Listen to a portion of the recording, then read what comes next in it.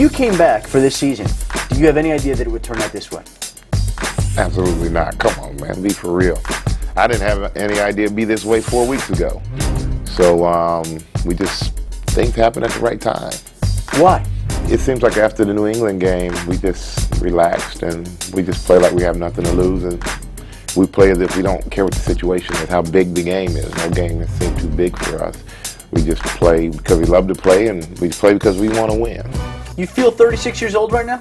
I feel great, man. I feel better than I've felt in years. So, and physically, my body's held up, and mentally, I'm definitely a lot fresher than I've been in the past. Can you ever remember having more fun than you've had this year? Probably not.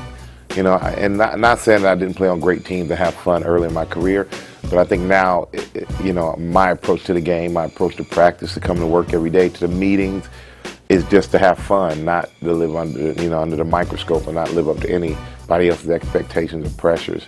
And that has completely changed my outlook on the game. So no, most fun I've ever had.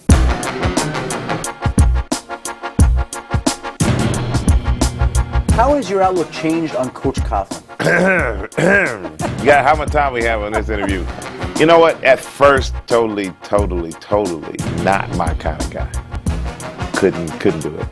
After that first season, I said, you know, I don't think I can do this again with him. And every year he's changed. He's evolved, man. I don't know what happened, but this is just a totally different coach. One who I think who understands players a lot better. One who depends on his players. Realize he doesn't have to do anything all the time. And right now he's loosened up his grip a little bit, relies on the veterans. That ain't no reason for us not to come out here and perform the way we're supposed to perform. We are accountable to each other. That shows how the grip has loosened? Yeah.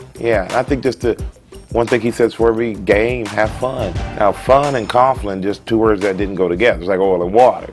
But now that's his approach, and his approach has worked tremendously for this team. And you can just see in our body language, just the feeling, the energy, everything is different. This summer?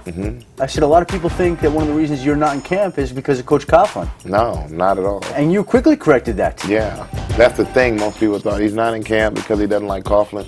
I mean, Coach Coughlin made such a dramatic change last season that I love playing for him. If one of the reasons to come back, if I'm going to play, I better love who I'm playing for. And now, you know, I don't know what next year holds, but if I am to come back, he'll be a big part of that too. When you were debating whether to come back, your father told you not to. How much did that weigh into your decision? Well, not that he told me not to come back, but he told me that, you know, basically you've done enough, you've proven yourself enough, I'm proud of you, and it's not necessary for you to do this anymore. That definitely affected me, but I realized at the same time that I love it. Timing for me just wasn't right. I didn't feel comfortable in saying that, you know what, I put on my pads for the last time. I'm enjoying this run, and every week I think this could be the last time I do it, and we continue to defy that. So, you know, hopefully this Super Bowl, I'll be happy after unstrapping those pads, and we'll see where it goes. And the New York Giants are headed to the Super Bowl. There you go, If you were fortunate enough to win this game, could you see a John Elway moment, a Jerome Bettis moment, where you win and you walk? Of course.